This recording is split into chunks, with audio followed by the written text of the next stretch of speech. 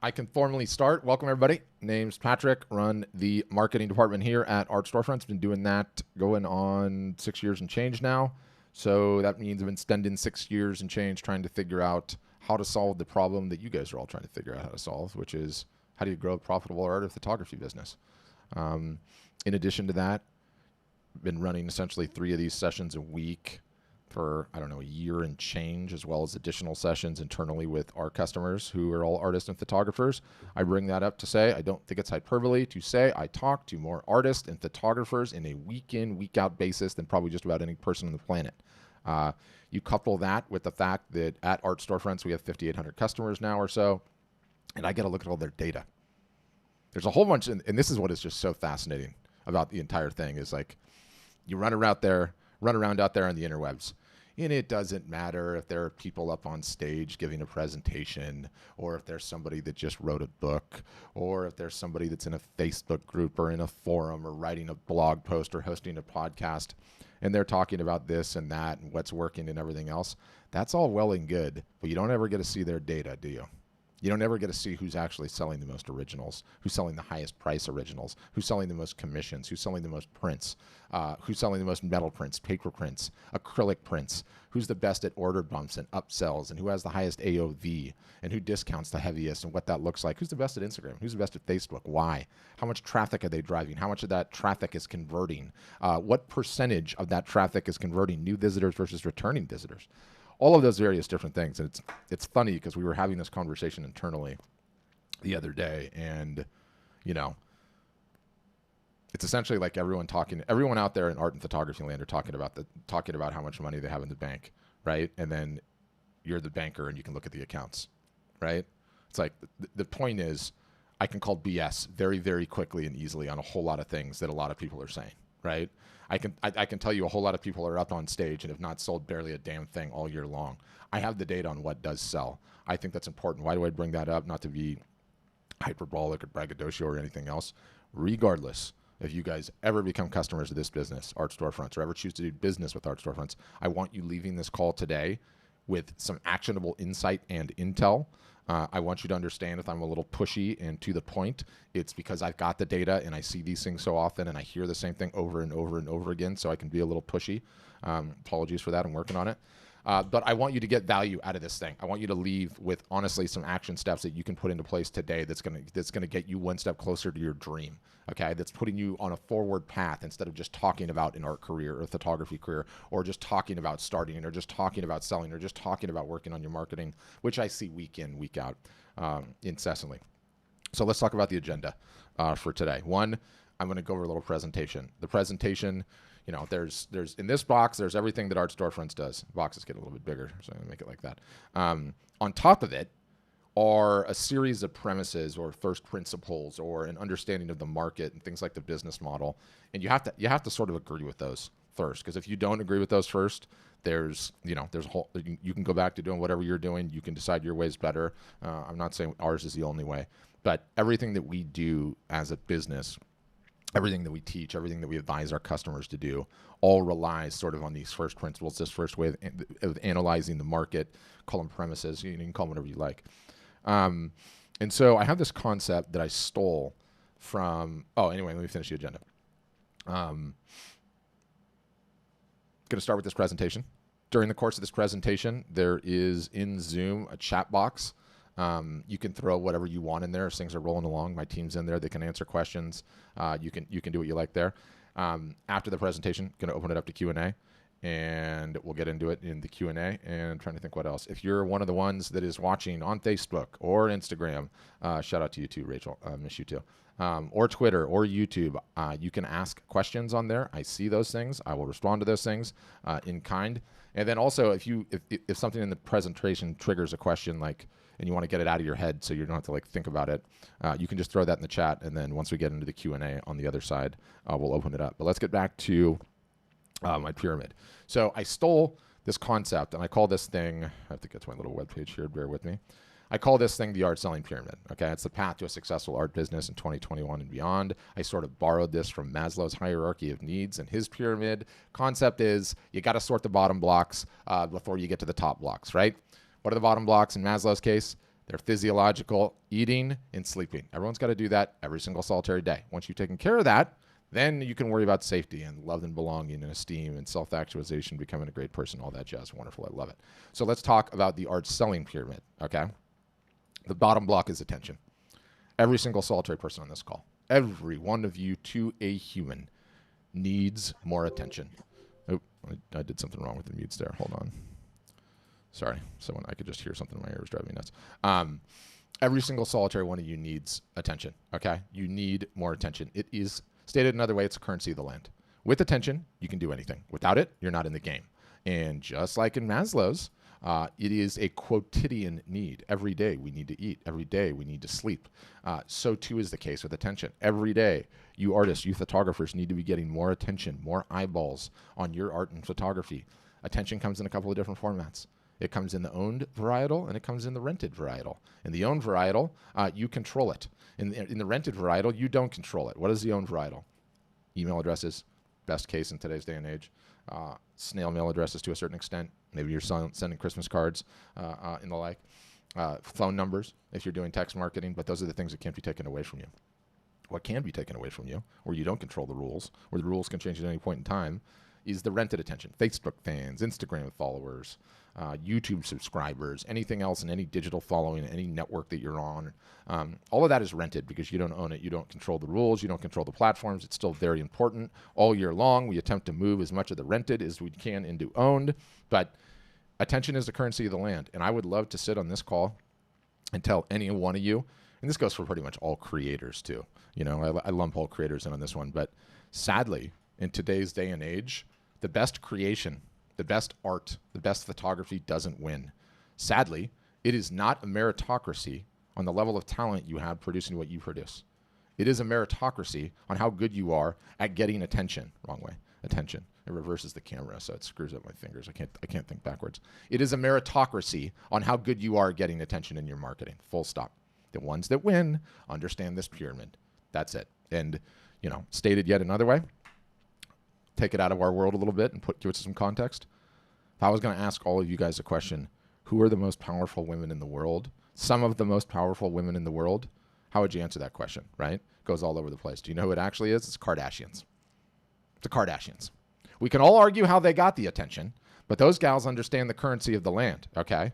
It is attention. As a result of those girls understanding the currency of the land, attention, they haven't exactly flown commercial in 10 years, have they, right? They all have $100 million businesses. Stated yet another way, and going back to your world, if either of them, any of them, decided to start painting tomorrow, stick figures on canvas, or decided to start a photography business, iPhone shots of well-endowed women not fitting into stretch leather stuff, they would have a $5 million a year business year one.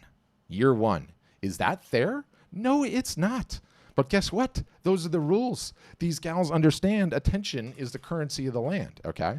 Very, very important that you understand this. And it's also really difficult because I know, because I talk to hundreds of you guys week in, week out, and my own customers, almost every single solitary person on this Zoom chat, aside from one or two maybe, all you want to do is create. All you want to do is paint. All you want to do is take your photos. You don't want to market. You don't want to sell. Nobody likes doing that, right? You love when just someone else take care of that for you, and you could just be in your studio and have your creative vibe, and that's that. If no one wants to do something, where do you think the highest arbitrage is? The one thing that you don't want to do will yield the biggest results. That's getting attention. That's marketing. Very important. Extremely important. The next rung up on the block, okay? And for this one, for visualization purposes, this one has the outer portion and the inner portion. Let's talk about the outer portion first. One, you need to understand the business model. What is it? You have to sell direct. There can be no one between you and your end consumer. You have to sell direct such that you maintain the information to be able to market to that person in the future in perpetuity for the next rest of your art selling life, 5, 10, 15, 20, 30, 40, 50 years. You need to retain that information such that you can start working on building a collector list, okay? And a collector list originally is a concept I stole from the whale guy. The whale guy is Weiland, okay? Depending on who you ask, he's the #1 best-selling author, or not author, artist in the United States. Apparently, it's not even close. He's got a book, Don't Be a Starving Artist. I should also mention that 100% of the links that I talk about in this thing, if it's a book, yes, we're going to put some of it in the chat, and so you can click on it and check it out if you're so inclined. And two, no, you don't need to worry about it because I'm going to email you the replay to this thing afterwards, as well as all the links are going to be in there. I think you should buy this book. What's awesome about this book? All of it. What sucks is you have to buy it directly from his website. You can't buy it from Amazon because that's how he does it, because he's smart. So great book. In here, he talks about a collector list. He defines it as an individual that will buy 7 to 8 pieces of art from you over the course of their life. The 7 and 8 is the minimum. It goes up from there, obviously. And you keep getting better. And you keep raising prices. And they just go along for the ride. They just keep buying things year after year after year. And I mentioned at the top of this call, I've been doing this for going on 6 years now. During that time, I've worked with customers year in, year out on growing their businesses and getting my case studies and everything else. And I would go as far to say the collector list, if it's not number one, it's a number two. It's either number one or number two most important aspect to your business. Full stop. And a way to think of it is you guys are all just commission salespeople. That's what you are at the end of the day. You sell a work, you sell a bunch of works, you make money on that. That's wonderful. You've had a great year. If you don't sell any works, you don't make any money. You're struggling, right?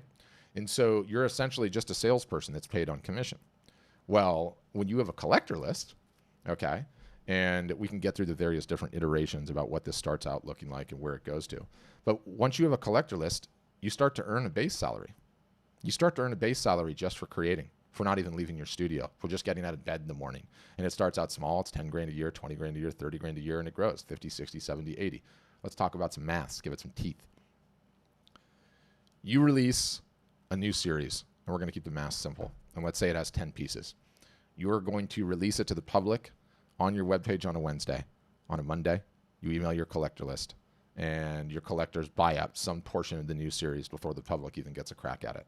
I see this at the low end of things at 5%, 2%, 10%. I see it at the high end of things at 70, 80, 90%, where out of your 10 pieces, you show your collectors first, they get an email. Hey, collectors, love you guys. Appreciate you guys being patrons of my work. Per usual, because you guys have supported me throughout the years, you get to see this new series before anyone else. Zero pressure. You know, I just want to show it to you first. Any feedback, I'd love to have it. I'm going to let the public see it on Wednesday.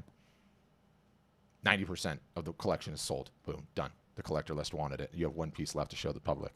What do you think that does to your overall perspective? What do you think that does to your overall image when 9 out of 10 pieces that you just released instantaneously got snapped up, right? It's fantastic. It's an absolutely fantastic thing. And I see it play out time and time and time again. And I do not consider it hyperbole, okay? It is not hyperbolic to say. If I was in like the M&A business, mergers and acquisitions, and my job was to buy art businesses all day, the number one question I would ask every single solitary time is, what size is your collector list? How often do you interact with it? Are they getting your Christmas cards? Are you liking their Instagram and Facebook posts? Are you sending personalized emails? Are you keeping in touch with them? Okay, that is the number one, for me, metric that dictates a successful art business between one that is and one that's not. And I'll get into more how sad it is for me on a week in, week out basis on these calls. And I can guarantee you there's a few of you on this call right now. You're in your 40s, your 50s, your 60s, your 70s, maybe even your 80s. And you had a successful art business your entire life, but you never understood the business model. And I'm not blaming you for this. It was a different time. You never built a collector list. And now here you are at the top of your game, the top of your craft. You've got no one to email when you have a new series that comes out. You've got no one to follow up with because the galleries retained your collector list, never let you know who it was. And as a result, it's pretty hard for you to create a business right now, right? That shouldn't be the way it is. That shouldn't be the way it is when you're at the peak of your creative prowess and all of a sudden you have to start marketing like it's freshman economics or something. But that's the way of the world. The entire business has changed. Those are the outer shells. We understand these two things. We're working on attention, quotidian, day in, day out. We can start focusing on the 3 ways to sell art. There are 3 ways to sell art. I believe if you want to have a successful art and or photography business, step 1, understand these 3. Step 2, no different than you pull a different golf club out of the bag for a different shot. You pull these clubs out of the bag when appropriate. What is the best way to sell art? Number 1. It's a trick question. It's in person, face to face. Always has been, always will be. Never going to change. Problem, you are geographically fixed on this planet. You have to sleep. And you can't have 15 conversations at once. So yes, you need to have a website. But guess what? That's the worst way. Number 2, the website solves for the fact that they're not geographically in your town. solves for the fact of having multiple people at once, solves for the fact that it can work for you when you're asleep. It's important to have one, but it's actually the worst way. The third way, the newest way, the way that the entire art and photography selling world, let alone the entire e-commerce world, is trying to figure out right now. It's exactly what we're doing right now. It is selling art or photography via live video in either a one-to-one format or a one-to-many. Let's talk about both. One-to-one. I come to Joe's site. I say, Joe, I was on Instagram. I'm mega interested in one of the pieces I saw. Can we set up a Zoom call and talk about it? Joe goes, no problem. Here's a link, Patrick, and we jumped into a Zoom call just like we are right now. Joe talks about the pieces. Joe talks about his inspiration. He shows me the piece, merchandise it, lets me know it's going to be ready to hang, lets me know what he thinks the best frames are, lets me know that I can potentially even look at some other works that I haven't seen coming out. We form a relationship, a bond. That's one-to-one, insanely effective. Let's talk one-to-many. One-to-many is a concept of a live art show, okay? And it is just you on camera, streaming to the socials. And again, I'm going to send you the links to all these things so you can watch them afterwards. And you're holding up the pieces, and you're talking about them, and you're streaming live to Facebook, you're streaming live to YouTube, you're streaming live to Instagram, whatever you've got, anywhere you've got attention, you're talking about the pieces. People can ask questions in real time. You can do this in your studio. In this instance, a gentleman in his garage studio where he paints, running this show, talking about his various different pieces. This is a longtime customer, really good friend. I show his videos all the time. In his instance, he ran 2 of these shows over a period of time. I think it was 16 days spread between the two. Between the two, he sold 62 pieces for a little bit over $30,000 Canadian. He had to ship to his home Canada. He had to ship to the contiguous United States. He had to ship a couple pieces to Mexico, I think, / Central America, a couple to Europe, and even one to Asia after this show is done. A remarkable result where he didn't have to do a 50-50 split with any gallery, where he retained his collector information. The biggest problem that he had when this was done was the shipping, and the shipping can be a real nightmare. So, people wonder what we do at art storefronts. It's figure these things out more than anything else, quicker than anyone else, learn the trade craft of them, and then expand on it. So I'll talk about our typical process. I run a marketing team that is very sensitive to results that move a tremendous amount of art. This guy sold 60 pieces for over 30,000 Canadian in 15 days without leaving his basement and without even having sleeves. I love making fun of this shirt. Get some sleeves. Anyway, that's a phenomenal result, right? Was it just him? Was it just him because he's a talented artist, because he's got 25,000 followers on Instagram? Can we duplicate it? So what we do is we attempt to go duplicate it, right? And I'm going to go back to this. So we ran the exact same thing with Meg, okay? Another customer. She's an artist in Kansas City. She was moving from one studio to another, and so she had a bunch of extra pieces. They were small pieces. They were color studies. They weren't framed. They weren't even like finished pieces. They were part of these other things. She decided to sell these. In this particular show, she had 82 pieces. The live art show is going to take place on Wednesday. Remember my collector list rant? She emailed her collector list on Monday. Her collector list bought 46% of this show before it even started. 46%. Now, her pieces were smaller. They weren't framed. There were some in-between ones. And so in her case, she sold 76 pieces. And you can see the comments from social media coming in. We have software that does that. We can talk about that later. But in her case, I think she sold 70 pieces for a little bit over 13,000 US. Didn't have to leave her house. Now she didn't even have to move from the one studio to the other. She just went ahead and shipped those things or had them picked up locally. After hers, we ran the next one, and then we ran the next one, and then we ran the next one, and we're picking up little nuanced things, little trade craft in each one. How do you, what kind of a setup do you need to have? What about cameras? What about lighting? Where do you put your cell phone? Do you quote price or do you not quote price? When do you start the sale? When do you announce the sale? How do you promote the sale? What do you do after the fact? How do you ensure the fact that your significant other is not upstairs or in another room streaming Netflix when your show is running, because then the quality will get really crappy? These are the type of things that we are figuring out as we roll along, and we're getting really, really good at it. And we're getting really, really good at it. We're trying to figure it out at the same time the whole rest of the art selling world, the whole rest of the e-commerce enabled world. You are seeing this going down now on Amazon. You are seeing this going down now on Facebook. Everyone in the world is trying to figure this out. It's nothing new. China had a huge jump on us. Let's talk about the normal market, okay, which art storefront services. Let's talk about the creme de la creme. Yours is an industry. It doesn't have a lot of reports. This is one. It's the Art Basel and UBS Global Art Market Report. They put this out every year. It's an extremely in-depth report. It's awesome. I'm going to send you links. I want you to read through it. You can scan it. You don't have to go through the entire thing. They used to have this like really cool key findings section, but these guys are having a hard time keeping their website up to date because last I clicked it, page not found. Lame. The PDF is still good to go though. And I'll just read through the table of contents on this. The global art market in 2020, dealer sales, auction sales, art fairs, online sales, global wealth and collector perspectives, economic impact and conclusions, okay? And one of the things that they detail in the art market report is in the year of COVID, a tremendous amount of art was sold to HNWs, high net worth individuals, okay, via what they call OVRs, online viewing rooms. Do you know what that is? Stated another way, it's a fancy word for a Zoom call. They would get the high net worth individual in question. Christie's would do this. Sotheby's would do this. The Gagosian Gallery would do this. Any of the top branded galleries, they would get the high net worth individual in a room. They would get the artist in a room or the salesperson in the room. They would show the art sold. So it doesn't matter if you're at the very, very tippy top of the world or if you've never sold anything in between. This new way of selling art via live video, okay, via streaming to the socials, it's the future. And it represents the most significant advancement I've ever seen in forever. And by the way, we're pushing the envelope on this thing, right? Like in this case, my buddy Matthew, he actually had an art show in the middle of COVID. Obviously, no one could come to it. Obviously, we never wear masks. It was in Canada. But guess what happened? The day after the show was hung, the day after whatever number of people came in and bought whatever they bought, we turned the cameras on. We walked right through the art show that was hung in the art gallery, showing off the various different pieces. Some are sold, some are not. People could ask questions, talking about his inspiration, and it's very, very close to being there in person.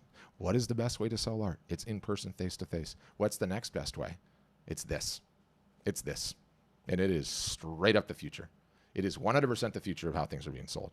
So it's a phenomenal advancement, and it's honestly it's the raddest thing in forever that's ever happened to this industry, and the results that we continue to see are crazy. Let's talk about the last block. Let's talk about the fact if you're sorting the attention piece and you're working on that day in, day out, you understand the business model, you're building a collector list, and you understand the 3 ways to sell art, you're using them, top block's everything else. Never met a revenue source I don't like. Okay, if you've got a gallery, local gallery, it's paying you, awesome, keep it going. But in addition to building attention, in addition to the 3 ways of selling art, you're up on Etsy or Redbubble or Fine Art America or Saatchi or ones I even heard of, eBay, and it's paying you revenue, wonderful, keep it going. But it's in addition to building attention. It's in addition to the 3 ways of selling art. It's in addition to building your own collector list. So too the show and fair circuits, so too anything else. You understand this pyramid, you're in a position to succeed. You understand the rules of the game. You have the ability to build a business that is actually going to turn into something where you control the rules. If you don't, you're in a whole lot of trouble. You are in a whole lot of trouble. And I talk to people, like I said, week in, week out. And as I talk to people week in, week out, one thing I'm immediately hit with that is phenomenal for your industry. It's an incredible thing for your industry, okay? Turns out you guys don't go through midlife crises. You don't decide when you're 40 all of a sudden that you always wanted to be a tax accountant. Who decides that? And you go be a tax accountant and you're not going to be an artist anymore. No. I talk to people week in, week out, in their 40s, in their 50s, in their 60s, in their 70s. And I say this always, bi-weekly, people in their 90s. And you know what that tells me? You've got time to figure this out, okay?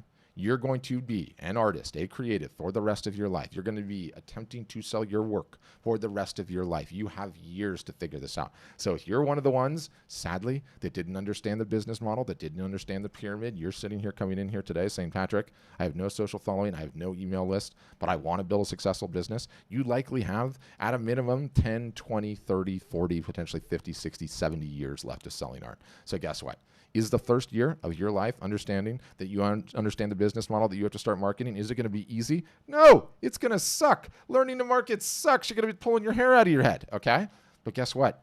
If you understand the perspective of how long you have to do this, you got time. You got time, right? You have time to do it. And I'm struck with that all the time, and I think it's profound and I think it's fantastic. It's like, oh my gosh, you're at the top of your craft. and this is how I like envision it in my head. I walk into the office room floor, and in the corner there with the floor to ceiling windows and the giant executive desk and the leather chair is you. That's amazing, right? That's amazing. I'm walking into your office. You're at the top of your game. You're an executive, and I'm like, I'm sorry. You're out of that chair, and you have to go into the mail room and start delivering packages, right? Because you essentially have to start all over because you didn't do the marketing. You didn't understand the business model. That's a hard thing to say, but it becomes a much easier pill to swallow if you realize how much time you have left to be doing this.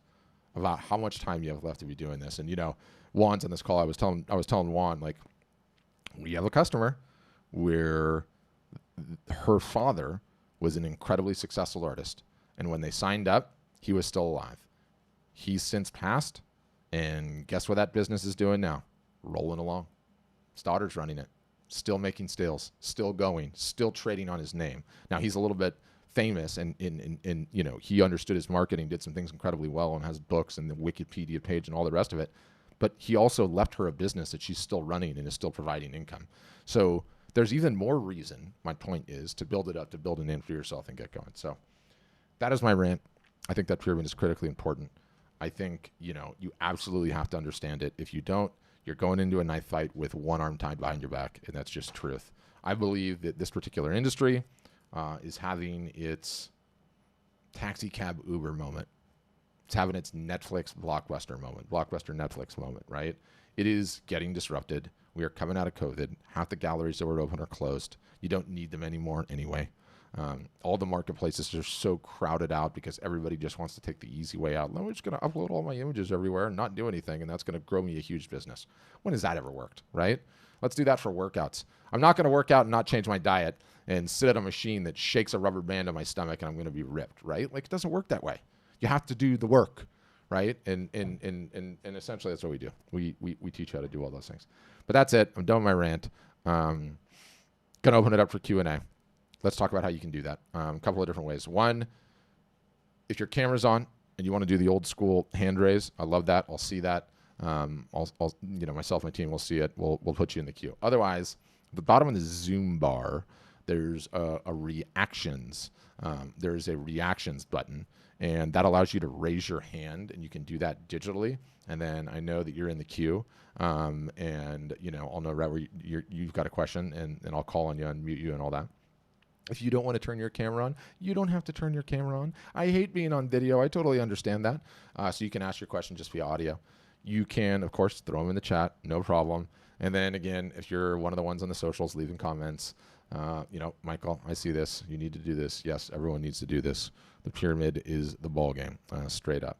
So I'll kind of just call those things out individually. Your question can literally be about anything. If you're just getting started, having questions about what to do there, fantastic. You had a question about niche selection? Fine, great. Markups, pricing, sales, how to run sales, where to get started on marketing, what about what we do, what about pricing, all on the table. Fire away. Definitely want to hear from you guys in any way imaginable. Ace says the worst way is the website, so I started off wrong from the beginning. Yeah, the worst way, Ace, is a website, but it's still critically important. I say the worst way is the website because it is the worst way. And, everything that we attempt to do digitally speaking, right, is get as close as we can to the best way to sell art, in-person, face-to-face. So if the best way to sell art is in-person, face-to-face, realistically, the best way to sell art would be having a gallery in your hometown. I can pop in there. I can meet you. I can see all your pieces, get to know, like, and trust you, and potentially buy. Okay, next best way, because I'm not geographically in your town, you better believe it's what I showed you, right? Turn the cameras on. I walk in. I see your gallery. I feel like I'm there. I feel like I'm meeting you. I get to see you on camera, ask questions directly. Why is the website the worst way? That's like the gallery in your town where the doors are open and there's no one to help me. I just walk in and I look at the things and I walk out. It's essentially what the website is, right? It's still critically important. It's still an important part of the three ways, Ace. And you have to have it, but it's just all part of the game. It's just all part of the game. So that's what I would say.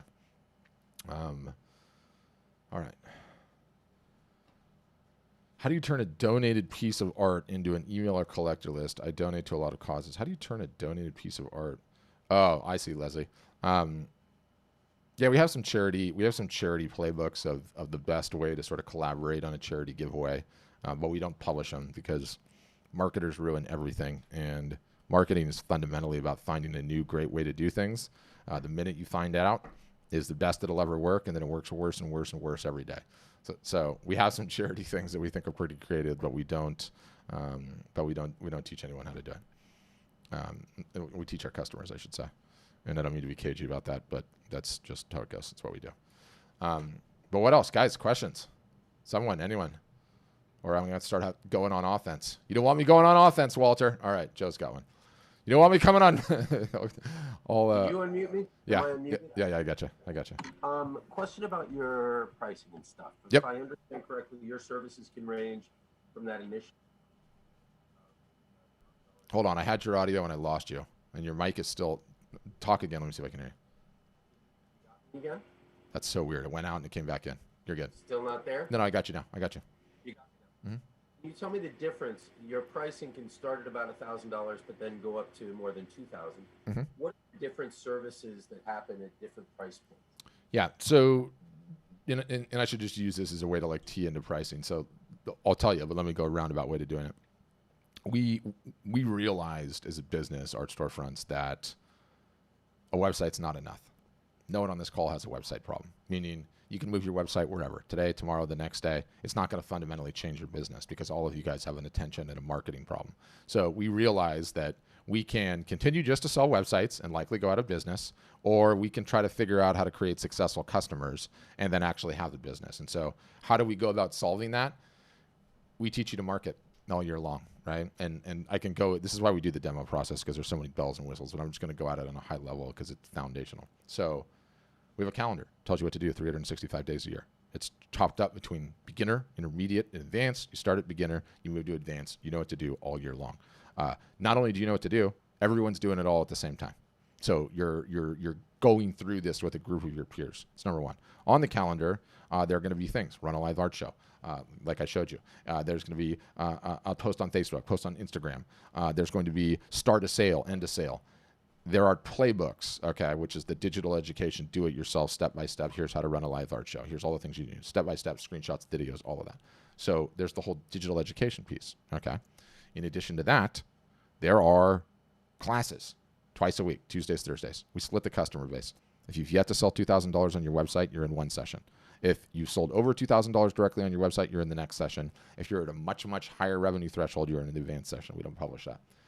We run these classes every Tuesday, every Thursday, in perpetuity, never changing. You come into a Zoom session like this, there's an instructor like me that says, here's what we're doing on the calendar this week. Here's the education you need to understand. Let me show you some of the finer points. And then just like this, it's open to Q&A. So you can say, Patrick, I'm hung up on this. Let me show you, right? And in addition to that, you're going through it with your peers and everyone's asking their questions. They're talking about their wins. It is an incredibly powerful thing. Like peer learning, what they call cohort-based education is like the future. It's the rage. You can't just have here's the course material. Go read it on your own. Great. You have to go through these classes. Like it's a solo road being a solopreneur. So there's that. There is a private curated Facebook group for all of our customers to talk. What'd you use? What are you thinking about this? What do you think about my idea for this sale? There's that. All of that collectively is essentially an art business university. That's what we believed that we needed to create. And there's more layers to it. You get support 6 days a week. Not only do we support our application, we support the applications we ask you to market on. If you have a problem with Facebook, you can chat up our marketing support, jump on a Zoom call, and they'll fix it for you. On Facebook, okay? On Instagram, on MailChimp, no one does that. We believe that all of that collectively, okay, is what it takes to create the best set of conditions such that an artist or a photographer can be successful, okay? So how does that all work? In order for us to pay for that, right, that's what you pay for to get into Art Storefronts. It's a one-time fee. It starts at $9.99. You pay it once, you don't ever pay it again. Then you have access to all of that in perpetuity, never changes. And the product just keeps getting better and better and better and better and better. You never pay anything. One time, that's it. It's basically like your university fee to get into the college, right? Then you're in there for good. Then you pay a monthly fee for the website. It starts, I believe, at $49 a month. There are a couple of different tiers there, and it's based on bells and whistles in the software. So you can get in on the cheap end and upgrade at any point in time. You can get in on the high end and downgrade at any point in time.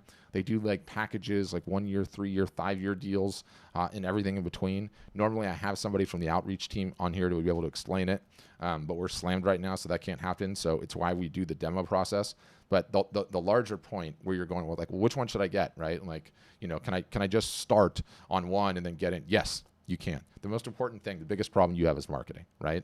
And even if you get in on the lowest plan, you get access 100% of the marketing. You don't need the bells and whistles. You don't need the Ferrari yet. You can't even drive a Honda, right? So, that's kind of how I explain it. Excellent. Yeah. And thanks for laughing. I can see you and I get along. You get my humor. I think we could too. Yeah. I also want to say you're really delivering a lot of value. I mean, I'm very impressed with you guys, and what you're saying is so actionable. It's very real. It's very concrete. I'm very, very pleased with having discovered you all. And at 3 o'clock, I've got a demo Zoom scheduled for 3 o'clock. So I want to move forward with you guys. I'll shut up now, but thank you. Awesome. As a final, you got to be in a commercial building and not at home. How do you have that much Cat 5 running behind you? All this? Yeah. Okay. I live in a raised double. And so the lower level of my house was just very empty on a concrete floor. I've built it all out. It's the best studio I've ever had in my life. I've got a spray booth in here. It's extraordinary. Is that literally all Cat 5 cable running behind you? Up there, the yellow cords? Yeah. Oh, all that, yeah. I mean, well, that's all the electric stuff. Just period. Yeah. That's just all part of the house. Yeah. So I live upstairs. I work downstairs. So my workspace is actually the size of my entire living space. Oh, that's amazing. It's amazing. And it's absolutely marvelous. Yeah, I'm nerding out on the exposed wires. I love it. I love it. So yeah, it's all great. Yeah, good stuff. You'll enjoy the demo, and the process. Like, the software has so many bells and whistles. Okay, that literally it takes an hour to go through the demo. It's like test driving a car minus the cheesy sales pitch, and you'll get all the ins and outs and understand all the pieces and everything else. So it's like a critically important part of the whole process. But it wouldn't mean as much if you didn't just go through what you just went through. Because you need to understand the why to all of that stuff, right? Like, I don't want you getting like all fascinated on like, ooh, no joke, the website's a Ferrari. The website's a Ferrari that's sitting in your driveway with no gas without what I just explained. It's not going anywhere. All it does is look pretty. You don't know how to drive it right. Yeah. If you don't know where to take it, what's it matter? Yeah. Yeah. Cool. And I'm very impressed so far. Thank you kindly. Yeah. Thank you, Joe. All right. Butch has got some questions. I'm gonna unmute you, Butch. You'll have to hit your mic icon in the bottom left-hand corner. And I love this name, by the way. I hope that's really your name. His name is Butch McCracken. It is. Butch McCracken. I mean, that is so good. I can't even begin to tell you how good that is. I love it. Oh my God, appreciate it so much. Hey guys, I took the step and I actually got some information from Reed, and I was going to ask, in looking at that, would you be able to elaborate a little bit more on the feature set specifically around the detective and conversion doctor? Yeah. So the detective is really interesting, and I love explaining what it does, but I also, it only makes sense if, let's say let's say you have a restaurant, right? Your restaurant has some amazing technology in it, but it only makes sense if people are coming in and out of the restaurant, right? Important disclaimer. So he's asking about one feature called the conversion doctor. I want to start there. And not the conversion doctor. I want to start the detective rather. Sorry. So, or I should just say the conversion API. I get the names confused, but let me just explain it this way. We have a proprietary cookie on the website. The proprietary cookie is a fancy way of saying a piece of code that tracks what somebody does when they come into your store. An easy way to think about it, the way I like to explain it, is let's say that your store online is the Apple store. Everybody's been into an Apple store. They understand that. And this particular piece of software is like a video camera sitting in the upper left-hand corner of the Apple store, okay? And so let's say I walk into Butch's Apple store, and I go and I pick up an iPhone. Then I set the iPhone down, and I pick up an iPad. And I set the iPad down, and then I pick up a MacBook Air. And then I set that down, and I buy the iPhone, and I leave. And the camera in the corner caught all of that. And so instantaneously, it alerts Butch, and it goes, Butch, Patrick just walked into your store. He picked up the iPhone. He picked up an iPad. Then he picked up the MacBook Air. And then he bought the iPhone, and he left. Here's the email that I think you should send him. And so, boom, a little box pops up in the back end of your software, and it says, hey, Patrick, I want to thank you so much for coming into my store and buying the iPhone. I can't wait to ship it to you. I couldn't help but notice that you also were checking out the MacBook Pro and the iPad. I just wanted to let you know that I have a special discount in a way to bundle 3 products for first-time customers. So if that's something you'd be interested in discussing, love to have that conversation with you. Otherwise, thank you again so much for your business. Now, you can either hit send or you can edit that text to your taste, right? But we've put in what you think you should send, and it does that for you automatically. Poof, it sends it off.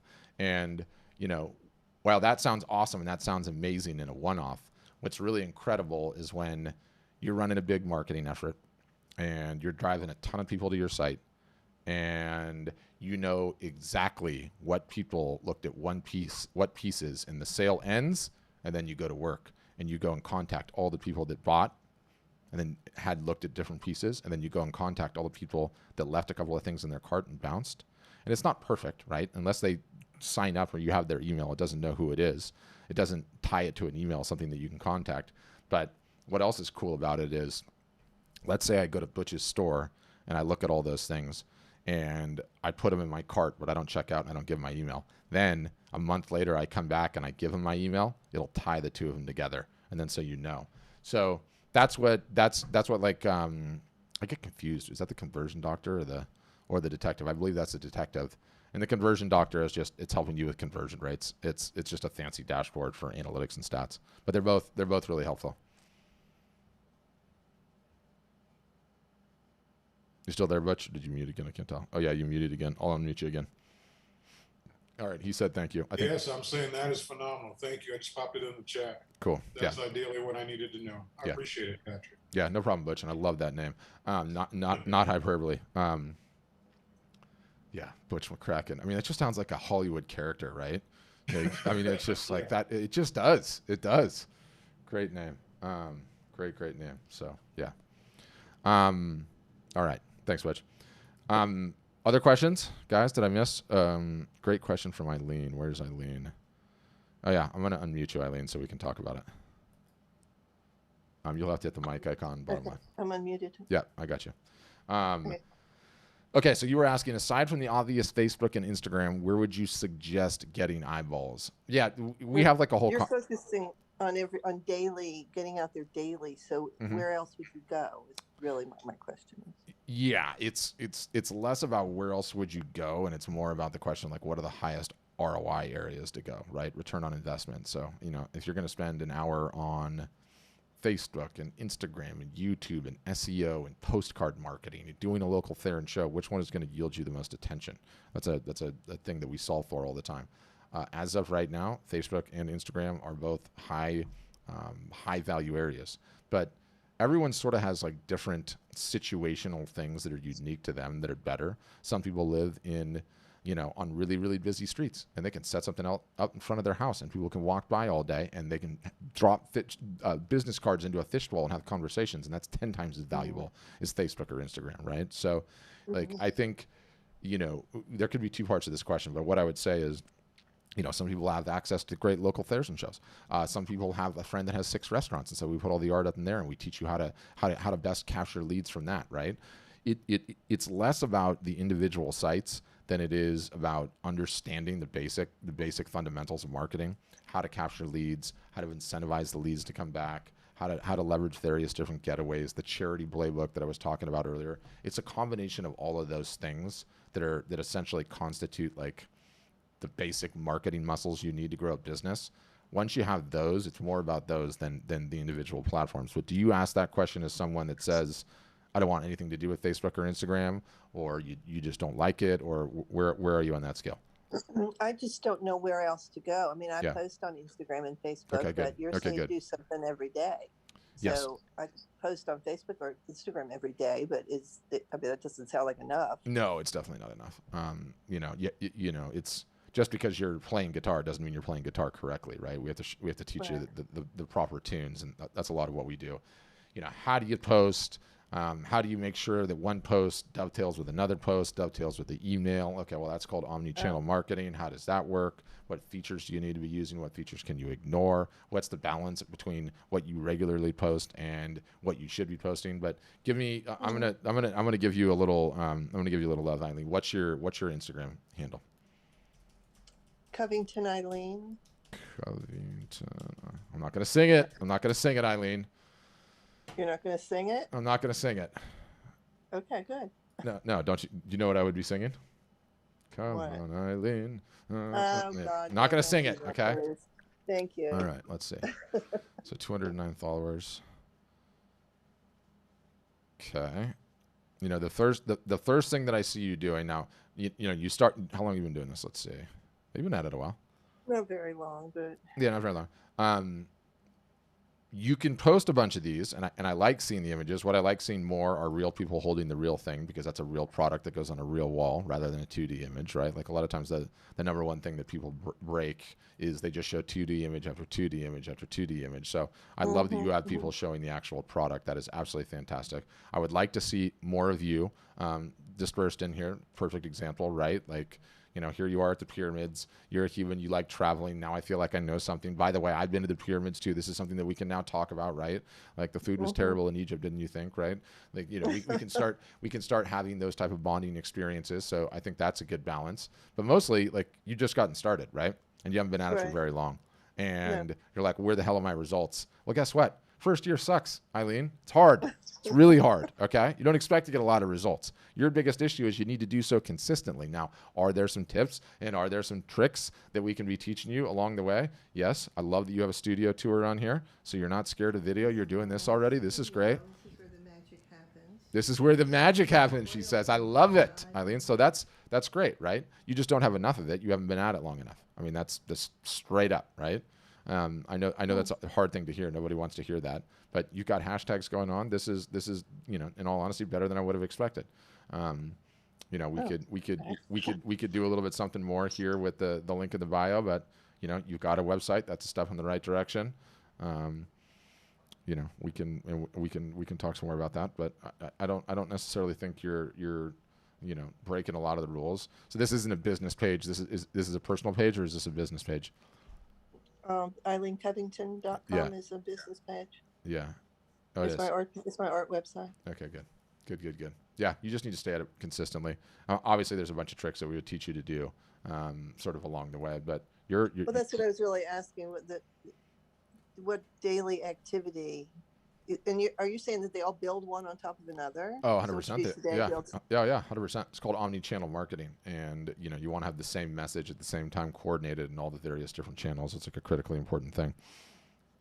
So it's part and parcel of everything that we teach, right? Like what to post, when to post, what language to use, when to have a sale, what the sale looks like.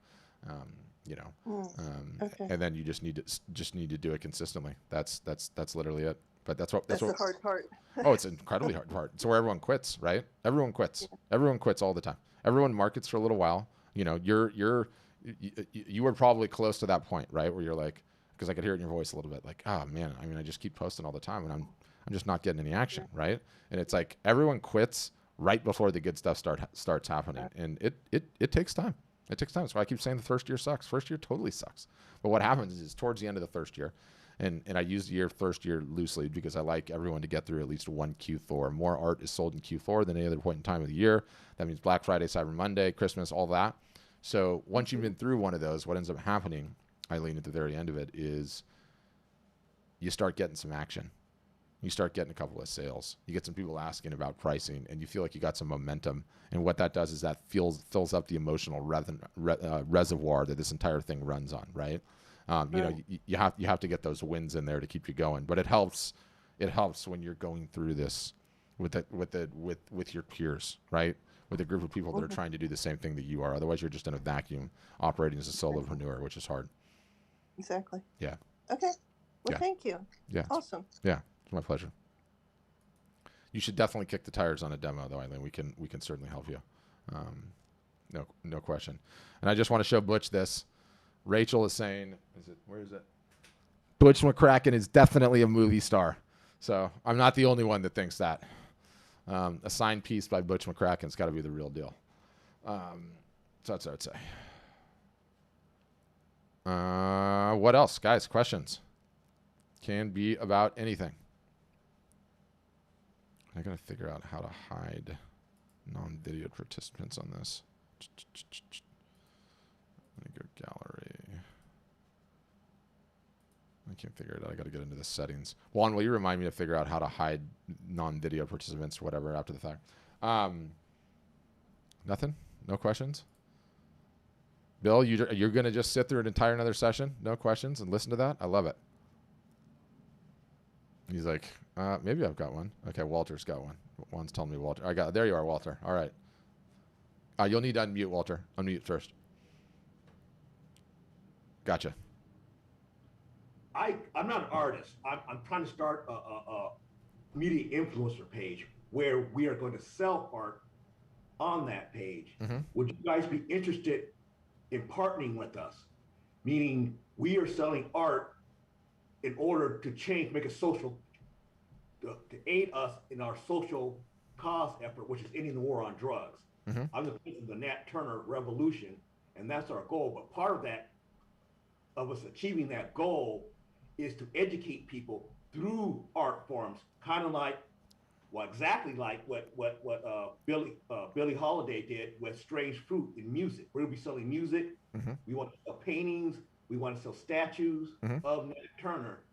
Would you guys be interested in helping us do that by educating our artists that come on our platform and how to sell their art? That's one of the benefits they would get by listing on our platform, is connecting up with you guys and helping them further sell the art form. We don't want to keep, like you said, we don't want to keep their information mm-hmm. when they sell a piece of art. We don't need to know that guy's name. We want you to help us facilitate us in helping our artists sell more art, because when we do that, we're going to get our message out. Our message is on the art that they're selling. Mm-hmm. And I want to, get an email address and get back to you when we get more up and running. And I think we could help you. Maybe you could help us help the world out by helping us get our message out through art. And we want to talk to you about that. And that's why I attended the seminar, is to learn more about how artists sell art. Mm-hmm. So I can help them sell art. And when they sell their art, they're going to help us get our message out about our cause. So that's what we're doing. Got it. Love it. Yep. Depending on, yeah, I mean, I would just call in and talk to somebody and do a further, articulate sort of what the thing is. You would need the website to facilitate the sales. So that's probably how you would end up signing up. We're building the website as we speak. I'm building the website. I just get my 501(c)(3) nice. Verification from the federal government mm-hmm. for my fiscal sponsor, really. And my fiscal sponsor is an art-based organization. So we're going to be an art-based organization too. So we don't know how to sell art. We just want to have a platform for people to sell it. And we need someone like you to help our members sell their art. Yeah. So, we could probably pay you a fee to do that. Yeah. So, do you know what's so interesting is that what applies to you 100% based on what you're doing.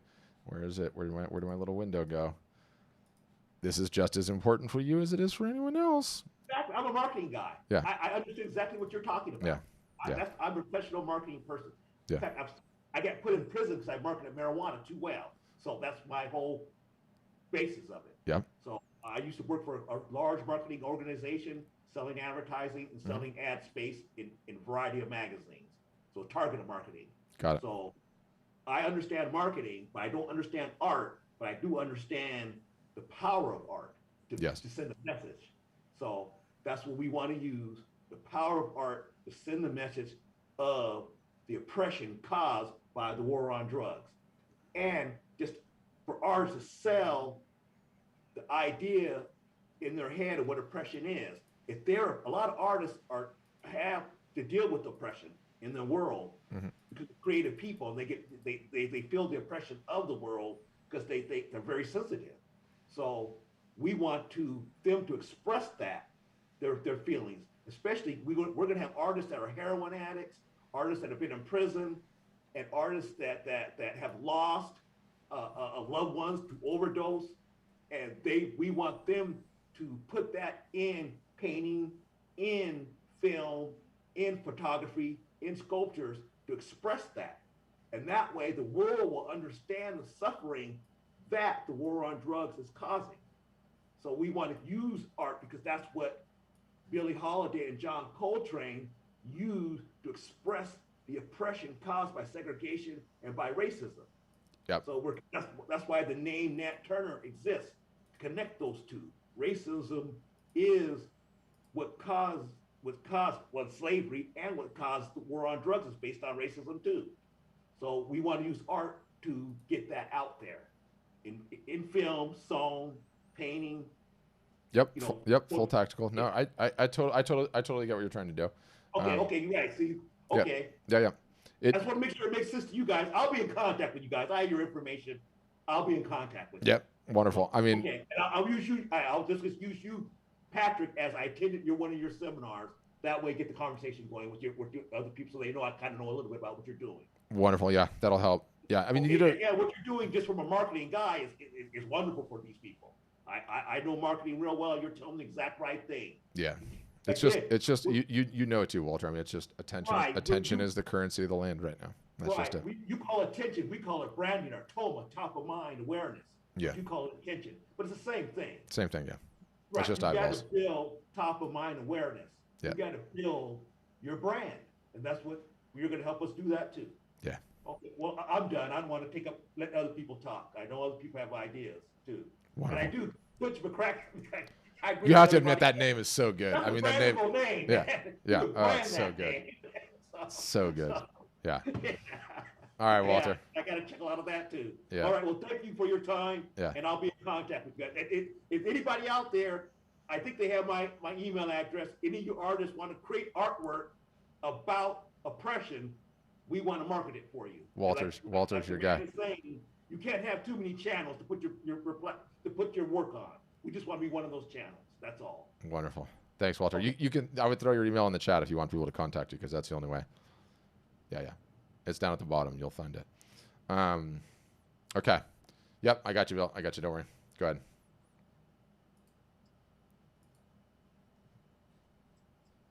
You should. Yeah. I think you're unmuted, Bill. Go ahead. Okay. Great. Yeah. You hit it around the head. Look, I've done a lot of marketing for major software stuff, taking products to market, startups, and all that kind of deal. Mm-hmm. I also have been a photographer in the past. I have so much art, so much stuff, and I'm really good with all sorts of tools out there. I love what you guys are doing, and it kind of really places to where my thoughts are. I just sort of decided to make a decision to make every day a Saturday. So I sort of retired from all this stuff. Mm-hmm. And I'm sitting here and I'm going, what do I want to do? I got a daughter that has produced major art shows. Mm-hmm. And she's kind of like, what do I want to do now? I don't want to deal with all the very wealthy people, et cetera, that she has to deal with in big shows. Mm-hmm. So I want to put something together with her that I can really go fishing every Saturday and she can keep running with it. Because she's sort of like, what do I want to do? So I got enough information right now I'm sharing with her, and then I want to make sure that she's all in doing a demo with you guys. Okay. You have some differentiators out there that get rid of the impediments of people moving forward and closing the deal. And what I find amazing is your live preview, specifically working with selected candidates for sale. Mm-hmm. Because that removes. This. Yeah, it removes a lot of friction. What we can do for you. It's awesome. So that's number one of the things. But then I also need to look at it as to, from a financial perspective, does this make sense? Because I really need to be able to. I'm putting together a business plan as to what we want to do, and if it makes sense for her. I don't want to do it just for myself. She has to be all in, and then I work with her 100% of my time to make it successful. Playbooks, you got to have them. You got to have the confidence to stay on top of it, follow through, execute, pivot, and get data that is good data. 2-week-old data is useless. What's going on now? Not useless, still good. You see trends, etc. Oh, yeah, it's changing so quick. I can't even figure out how to drive Zoom, and I run 3 of these things a week. I've done some really interesting things with localization. which we can just chat outside of this another time. It's fantastic. If I bought something and I'm driving by a store that has a complimentary piece, I can send you a text message, tell you, hey, you come on in within the next 2 hours. I'll make a deal on this thing for you. So I understand how to put all these things together. Yeah. And the technology that you guys have, and then having playbooks, et cetera, makes sense to me. It needs to make sense to her. And then we'll figure something out next week or thereabouts. Not more than a week from now. We'll make a decision. Yeah, she wants to play. You get, I'm going to still attend a lot of these because I have a lot of people that I know, but I really don't have much of a, for all practical purposes, I don't have much of a Rolodex. That shows you how old I am. But, I need to build that. But there are ways of doing that. So I look at you guys to help me put together a playbook. Give me the tools. Bam. What's the deal? So that's where I'm at. So I'm going to sit back. I'm going to probably listen to more of these as I'm just getting the wheels going. How can I put something together? Getting her all ready and excited about it. And then she'd tell me, hey, play or not. That's what we got. All righty. I appreciate that, Bill. And thanks for coming again.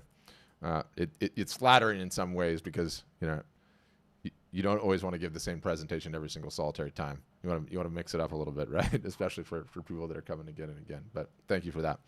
And thanks, Juan. That worked. I just sort of forgot how to do that. I haven't been doing it in a while. Okay. Anybody else? Questions? Butch isn't messing around now. Butch has got his legit camera on. You can see. I'm going to unmute you, Butch. What do you have actually? You just have an SLR up there? Oh yeah, thanks for asking. That's the Canon 5D Mark IV. Yeah.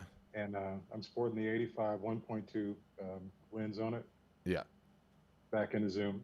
Yeah. So that's my toy, and then I got a Rode setup and a Rode Caster Pro on the audio side. Yeah. Yeah. What makes you have such a pro setup? Just out of curiosity. I spend all day on phone. I spend all day literally talking to people on the phone. On these kinds of meetings, that's what I do all day. Yeah, it's freaking draining, isn't it? Presentations, doing that type of thing. So obviously my ears perked up when you said in-person selling. I'm like, I know how to do that.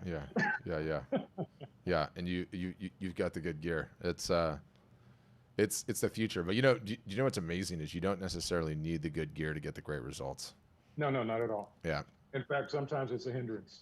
Yes. Yeah. It's because it can be frightening to those who aren't comfortable. For sure. Yeah.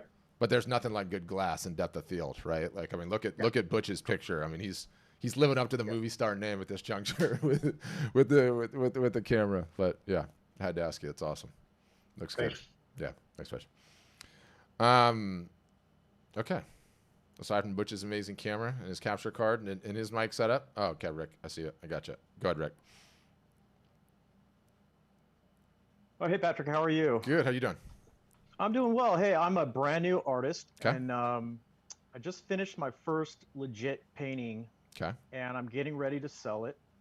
But I'm at that point where I could put it out on Instagram, put it out on in different media or whatever.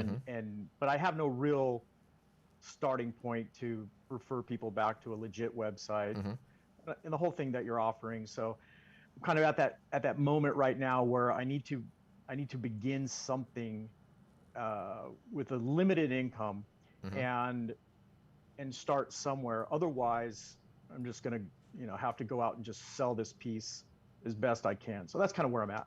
Okay. So were you an artist the whole time, creating stuff the whole time, or literally you're like just picked it up and this is your first one? So I live down in Sunset Cliffs in San Diego. Beautiful, stunning area. It's like Laguna Beach. Well, I went to school at UCSD.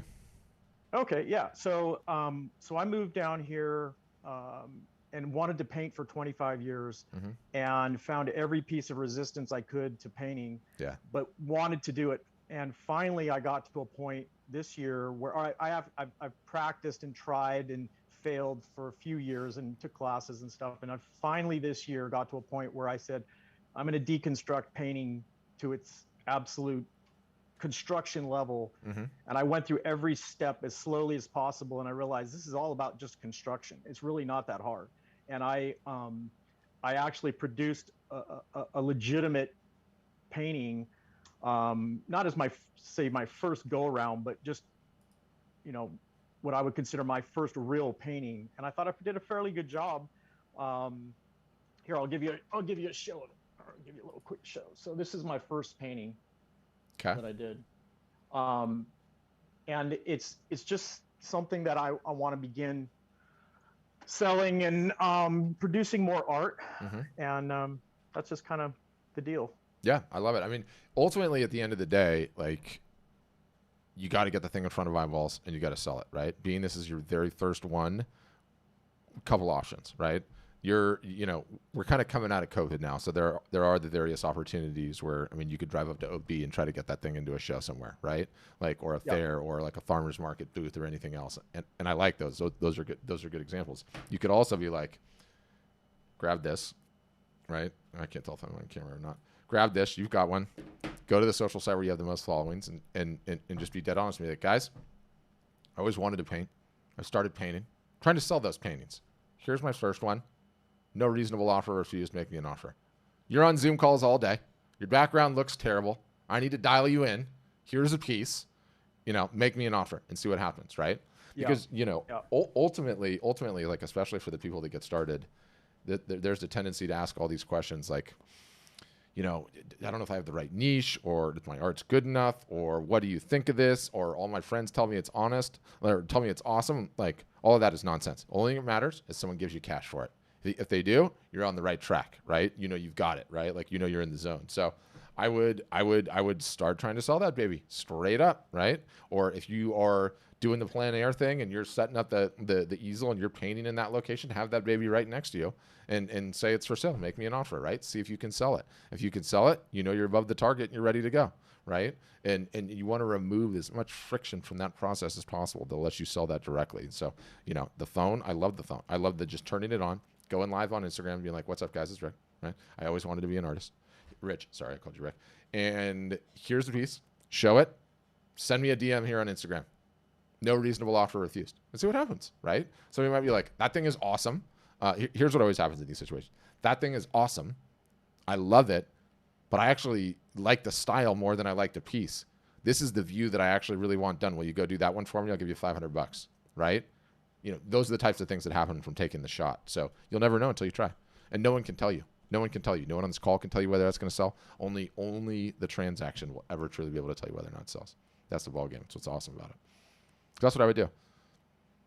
That sounds like a good plan. Yeah. I'd like to get to the point where I have, 10 good pieces and then I can sell some prints. So there's a ton of locals around here. If I paint some iconic, iconic images of Sunset Cliffs in the area, people want those. Yeah. Yeah. So. Yeah. I love it. Okay. And again, you're just getting started. How long did the piece take you? Oh, probably a month and a half. Month and a half, yeah. But it's your first one, just too. Because I learned a ton through it. Yeah. It'd take a lot less next time, but yeah, it took a while. Yeah. And that's how it goes early on. I mean, you're literally just getting started. So definitely attempt to sell it. I would just photograph it. If somebody wants to take it, let them take it and move on to the next one. And then as you start picking up some speed, then you can contemplate like, okay, well, before you sell the original, get it photographed so you can reproduce it, right? If it's like a real home run, then you just need to get it, decently photographed such that you can do prints too. How do you calibrate do I need to do any type of calibration to calibrate with your printers? No. To be printed? Yeah, no, not at all. Don't worry about that. I'll send you an article after the fact that talks about how to photograph your art for fine art reproduction. It's pretty straightforward, pretty easy to do. It's in the chat now, and I'll email it to you after the fact. That'll put you in a good enough spot such that you can reproduce it pretty easy. What happened? Oh, you muted yourself somehow. Hold on, I'll unmute you. I lost you. Hold on. You'll have to unmute again, Rich. I'll let you know when you get it. Bottom left-hand corner. Yeah, I mean, I see your lips moving, but you're muted, so I can't hear you. You're probably on the phone, so you'll need to... Yeah, gotcha. Sorry about that. Yeah, all good. So what was that? I got a call from your group about the demo. Oh, right now, yeah. My apologies. Oh, yeah, classic. So that's what knocked it out. Yeah, so that's what I would say in terms of doing it. And, I would probably do that focus on moving that piece just because it's your very first one first before worrying about the demo. Because I want you to get some momentum and I want you to get some feedback on that thing and I want you to see if you can sell it. You absolutely never ever know until you attempt to sell it, like straight up, right? And the analogy I love to give is I want to be a chef and you want to be a chef. We've both always wanted to have a restaurant, right? We're both cooks, and we both just sitting around having a beer, and we decide, screw it, I want to start a restaurant. It's time to go. I'm going to go my way. You go your way. You're smarter than I am, okay? Do you know what I do? I spend 3 months writing a business plan, okay? 3 months. Then I take the business plan down to a bank. I work on getting a loan for 2 months. Finally get the loan. I go and lease the space. I go and work on my sign, hire a maitre d', buy the tablecloths, the glassware, rent the kitchen equipment, figure out who my sous chef is, all of that stuff. I open the doors. Do you know what happens? A bunch of people come in, and I realize my food is crap. I don't have a restaurant. Do you know what you did? You drove over to Costco. You got a rolling cart.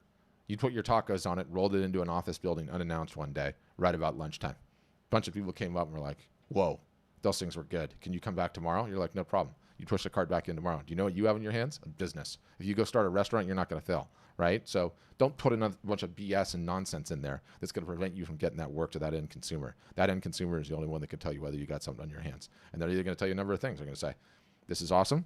This is what it's worth, and you can decide whether or not that's a worthwhile endeavor. Or they'll pay you more than you thought it was worth. Or, like I said, you'll get that commission instinct. Or, they'll tell you, this is awesome, this is great, this is fantastic, I'm going to like this post, I'm going to comment, I'm going to share. But guess what? There's no buttons for any of that nonsense on the ATM machine. There's only one button on the ATM machine. It spits out cash, somebody slides that credit card. So go get it, right? You take PayPal, Venmo, cash on delivery, you'll deliver, whatever. Get that thing out there. So I'd say. Sounds good. What if somebody says, hey, that's a great original, but I'd like a print? How do I approach that? So you say, no problem. I have to front some money to get that done. So what I usually do in this situation is I take a 25% deposit, take the deposit immediately, and then figure out how to go do it, right? Everyone always gets stressed out about all these downstream things, and I love hearing this. It's like, do you know what the easiest thing to do is? Everything other than getting the money. Get that money. Everything else is all, well, what about the taxes? I'm worried about. No. Don't worry about the damn taxes. What about the shipping? I'm worried. No. Don't worry about the damn shipping. Worry about the selling. The only thing that matters, right? Everything else is really easy to figure out. But you could photograph the thing with your iPhone. You could take the iPhone over to your local printer, or you could send it to us, and you get that thing reproduced all day long. No problem at all. You just say, yeah, just give me a deposit, and I'll get back to you on pricing. And because I couldn't really find prices on your site, like how to figure out how to just submit a photo and ASFprints.com. So the way that we work, and I'll just tell you, but you don't necessarily need to do it this way, but I'll just tell you the way we work. So we're integrated. It's basically a one-click integration. You set up your site, you pick which one you want to use, boom, you're done. We use either Bay Photo, which is where we are in California, except Northern California, or on the East Coast, we use this one called Graphic Dimensions. And you upload your images, you get an order, you get paid, printer gets paid, they print, ship, slap your logo on the side of the box, ship it, you touch nothing. So those are sort of like our integrations with printers. But for you, there's so many different print shops in California, I would probably just go and rock my local because it would be easier. And print, no problem. Here's a recommended price. What media type do you want it on? Okay, great. And take the deposit, go figure out what it's going to cost, and mark it up 250% and sell it to them. Done. Okay. Yeah. Everything's easy after the sale. The sale is the only thing that matters. All right. Well, I'll do some research on how to get a print done, so I don't. So it's I have that. In my head when somebody asks. Yeah, and don't be afraid to not have it all in your head either. Right.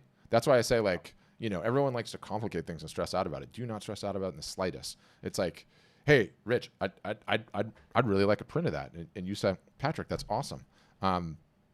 I haven't figured out the last part of it. I have to go down to the print shop. You leave me a deposit on it. I'll go work all that out and get back to you with some costs. Like, you don't have to have it all figured out. You're just getting started, right? If they like the work, they'll work with you. Just be honest. Yeah. Yeah, that's how I do it. All right, great. Well, thanks for your time, Patrick. I appreciate it. Yeah. Thanks, Rich. And congrats. I love that you're giving it a shot, right? You had to work up the courage and say, I'm not going to talk about it anymore. I'm doing it. Sure, I'm doing it. You shipped it, and I love that. Okay, Joe, you got a follow-up question. Go ahead. Okay, there's my unmute. Yep. So the thought popped into my head just during this conversation. I really like my art effort to support my investment in my art effort. And I had a thought, and I wonder if you'd give a recommendation. Mm-hmm. So I have some longtime collectors, but it's been a long time ago since they bought anything from me. Mm-hmm. Would there be any value in attaching reach out to them? Let's just call her Kathy. That's her name. I'll just leave it first name. Mm-hmm. She and her husband live in South Florida. They're very wealthy people, lovely people. Mm-hmm. And I pitch them on asking for their support by buying, say, 4 of my clocks, and I attach it to this investment. In other words, I pitch Kathy saying, hey, Kathy, it's been a long time since you've bought anything from me. Please look at my new work. Would there be any value in revealing to her, or even flat out asking, your purchase will fund my investment in my career by going with art storefronts? You see what I'm saying, where I connect sale to an outcome that she, I think, would probably be rather supportive of, because they've always been very kind and supportive of my career. Any thoughts about that? Any suggestions? Just any reaction? Yeah, 2 things. One, I have this, I read all my books on Kindle, right? I just like Kindle. I like the Kindle because it allows you to highlight everything. And then I have this like AI service that goes through all of my various highlights in all of my books and pops them on me. And it gives them to me in like a daily email. And so I want to read you this one from today, and then I want to talk more broadly about your collector list. And so the book is called Influence, and it's by Robert Cialdini. And I quote, "A well-known principle of human behavior says that when we ask someone to do us a favor, we will be more successful if we provide a reason. People simply like to have reasons for what they do." So on the basis of that alone, all right, I would say, yes, that would be great to have a reason. But what I'm concerned about is, when's the last time you reached out to Kathy? Has Kathy been getting your Christmas card list every year? Have you been liking and commenting on her social posts and emailing? Okay. Yes. Yeah, then go for it and do it, 100%. And I'm putting this Cialdini quote in here. This book is unbelievable, by the way. I mean, it's not like I came up with it, or, it's new. Everyone talks about it, but it's a great book. I'm going to put the quote in the chat if anyone wants to check it out. There it is. Yeah, 100% that would work.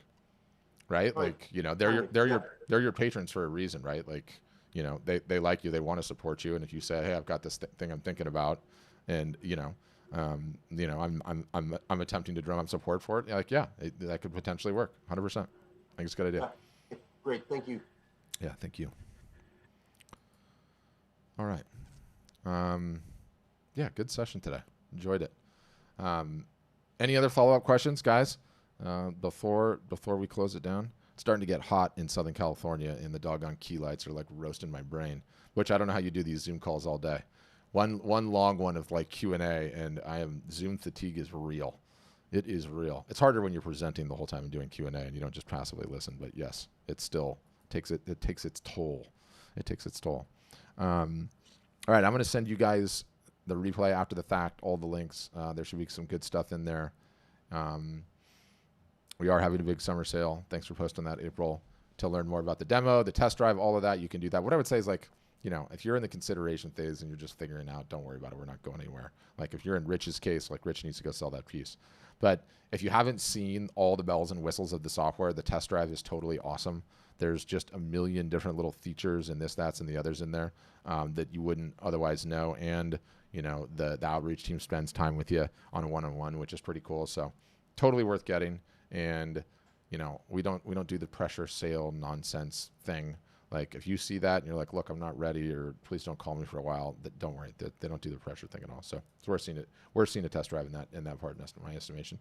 But other than that, thanks everybody. Great session. Enjoyed talking to you guys. Hope to see you all again soon on the Insider on another session. Have a great rest of your week, guys.